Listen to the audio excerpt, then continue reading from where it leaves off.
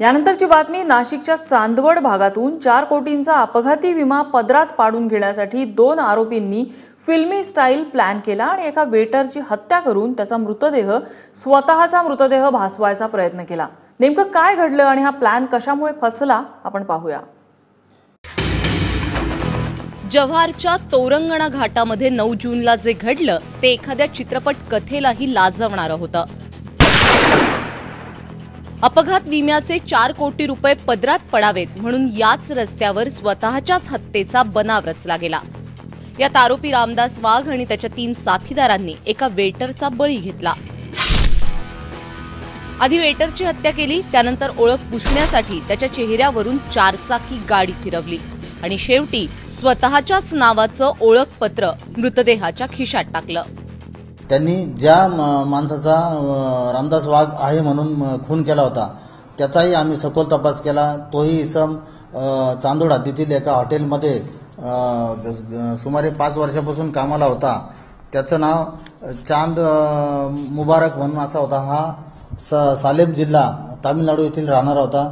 त्याच्या नातेवाईकांकडे तपास केला, त्यांना फोटो दाखवले, त्यांनी त्याची डेड बॉडी ओळखलेली आहे। इकडे आपला प्लॅन सक्सेसफुल झाला असं आरोपींना वाटू लागलं, मात्र तेवढ्यातच शवविच्छेदन अहवाल आला आणि सर्व डाव उधळला गेला। वेटरचा मृत्यू हा अपघाताने नव्हे तर गळा आवळून झाल्याचं निष्पन्न झालं आणि पोलिसांची तपासाची चक्र फिरू लागली। सप्टेंबर 2016 पासून यांचा प्लॅन चालू होता आणि अशा एका जो कोणी माणूस असा परप्रांतीय असेल त्याला नेल्यानंतर इथं जास्त चर्चा होणार नाही, कोणाला माहिती होणार नाही म्हणून यांनी त्याच चांदोड परिसरातली एका हॉटेलमध्ये थोडा मतिमंद असलेला माणूस शोधला। रामदासचे त्या दिवशी जे कपडे घातले ते कपडे पण त्यांनी सकाळी त्याला घातलेले होते, त्याचे बूट घातले आणि स्वतःची आयडेंटिटी दिसावी म्हणून स्वतःचे डॉक्युमेंट त्याच्या खिशात ठेवलेले होते। यातील मुख्य आरोपी रामदास वाघ चांदवडच्या तांगडीचा राहणार आहे। स्वतः पॉलिसी एजंट असणाऱ्या रामदास वाघनं याआधी अनेक वादग्रस्त जमिनींचे खरेदी विक्री व्यवहार देखील केलेत।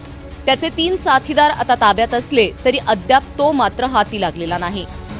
केवळ पैशांच्या हव्यासापोटी या चौघांनी एका निर्दोषाचा मोहरा बनवत त्याला क्रूरपणे संपवलंय आणि त्याच्या मृतदेहाची सुद्धा विटंबना केली। अशा प्रवृत्तींना वेळीच शासन व्हायला हवं।